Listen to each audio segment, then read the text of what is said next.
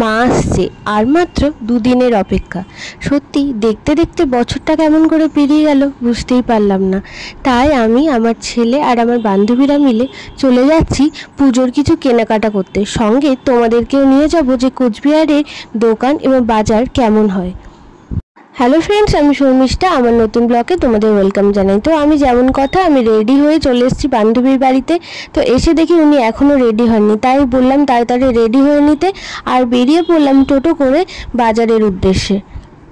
প্রথমে আমরা যাব দাস ব্রাদার্স মোড়ে, যেখানে আমাদের বাচ্চাদের জন্য নেওয়ার ছিল কিছু জুতো। তো চলো তোমাদের সাথে সেখানেই নিয়ে যাই। আর এই যে আমরা পৌঁছেও গেছি জুতোর দোকানে। এখানকার কালেকশন খুব ভালো, তোমরাও এসে এখানে ট্রাই করতে পারো।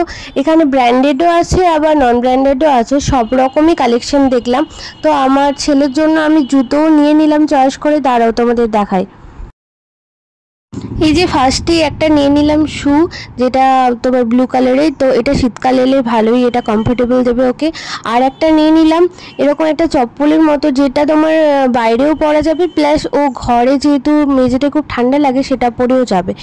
তারপর চলে এলাম বার্গার স্পেশাল বার্গার, এখানে কিছু বার্গার খেতে সবাই মিলে একটু খাওয়া দাওয়া করে আবার চলে গেলাম আমরা নতুন দোকানে, যার নাম হচ্ছে শ্রীজি। এখানে আমরা ওয়ান পিস দেখতে গেছিলাম। তো কালেকশন ভালোই ছিল, কিন্তু সত্যি কথা বলতে আমাদের খুব একটা পছন্দ হয়নি, তাই দোকানটা ঘুরে ঘুরে দেখলাম। আর হচ্ছে নতুন অনেকগুলো পিস আমরা ট্রাইও করলাম, যেটা আমাদের ফিটিংসে একদমই আসেনি, তাই আমরা কিছুই এখান থেকে নিতে পারিনি। আর এখানে কিছু কিছু টপসও ছিল, যেগুলো রিজনেবল প্রাইসের মধ্যে, কিন্তু দেখতেই অপূর্ব সুন্দর। তোমরাও এই দোকানটা ভিজিট করতে পারো, এটা কোচবিহারের মধ্যে শ্রীজি কালেকশন। তো এখানকার কালেকশন সত্যিই খুব ভালো। তো আমার এই পুরো বাজারের ব্লগটা কেমন লাগলো সেটা অবশ্যই জানিও, আর কি শপিং করলাম তোমাদের সাথে নেক্সট ভিডিওতে অবশ্যই শেয়ার করব। এখনকার মতো টাটা, বাই।